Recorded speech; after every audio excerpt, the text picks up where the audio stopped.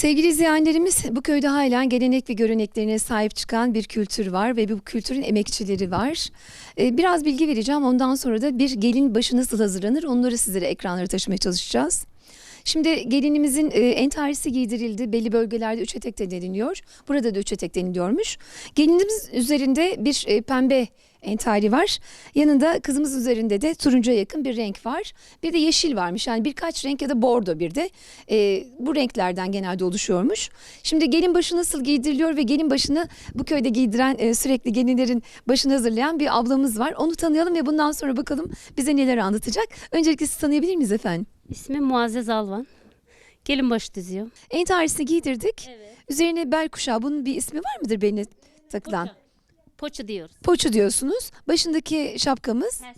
Evet, bunun anlamı nedir? Bir anlamı var mıdır bunun, yoksa şapkanın düzgün durması adına mı yapılmıştır? Bu sadece böyle işte gelinin başında düzgün durması için. Düzgün durması Evet. için bir obje olarak. Evet. Şimdi elinizde kırmızı ve yeşil renk var. Bunların renklerin bir özelliği var mıdır? Sırf bunlar mı örtülür gelin başına? Evet. Sadece yeşil arkaya geliyor, kırmızı öngü geliyor. Buna gelinin babası atar. Gelin babası alını böyle biz üç kişi tutarız. Ondan sonra Kul Vallahu Ehad'ı okuruz. Ondan sonra o her okuduğumuzu kaldırıyoruz. Şu şekilde kaldırıyoruz. Evet, böyle kaldırıyoruz. Ondan sonra bir daha indiriyoruz. Bir daha okuyoruz, bir daha kaldırıyoruz. Bir daha okuyor, bir daha kaldırıyoruz. Ondan 3 defa okuduk mu? Ondan sonra babasını böyle bırakıyoruz. Babası gidiyor. Evet. Ondan sonra biz başını onarmaya başlıyoruz. Yani şöyle şu şekilde yapıyoruz. Evet. Böyle. Bu alı özel işleniyor herhalde gelin için, değil mi? Evet. Evet. Gelin, kayınvalideler bunu hep sandıklarında mutlaka gelinlerine yaparlar mı, ya da kız annesi mi yapar bunu? Bunu oğlan annesi yapar. Hep oğlan annesi yapıyor normalde. Bunu öyle biliyoruz, yörelerde de aynıymış. Bu oğlan annesi yapar. Bununla böyle yüzünü kapatıyoruz.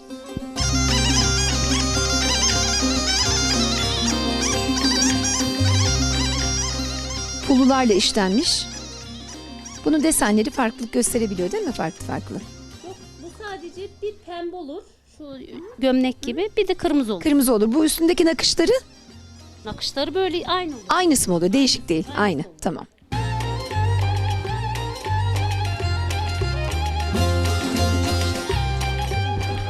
Evet. Evet, alnına şu an oyalı yazma bağlanıyor. Bağlıyoruz.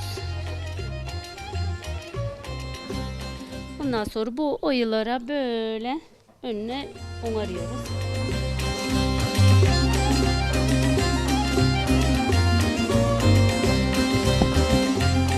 Evet. Sopasından bağlanıyor. Gramofon kağıtları, böyle hediyelik şeylerden. Yani Evet, sağ ve sol tarafına gelinin böyle bir büründen renkli, değil mi? Farklı farklı renkler. İkisinin rengi de aynı. Aynı. Cığ mı deniyor buna? Cığ. Evet.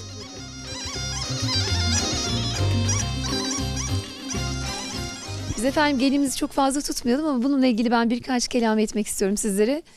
Şu an tabii ki biz temsili olarak hazırladık ama Gümüşdere Köyü'nde gerçekten gelinler bu şekilde hazırlanıp belki uzun yıllardır, kaç yüzyıl bilmiyorum ama bazı yaşlı teyzelerimize sorduğumuzda ben de bu şekilde gelin oldum. Bana da bunları taktılar diyorlar. Buradan gelin çıkıyor, ondan sonra da atla gelin alıyorlar. Yani halen buradaki köydeki kültür hiçbir zaman eskimemiş, yozlaşmamış ve aynı tazeliğini koruyor. Atla gelini alıp oğlan tarafı götürüyor. Bize de ne düşüyor? Bize de ayakları pınar, başı göl olsun diyoruz. Hemen gelini babası ve annesine teslim ediyoruz gelin efendim.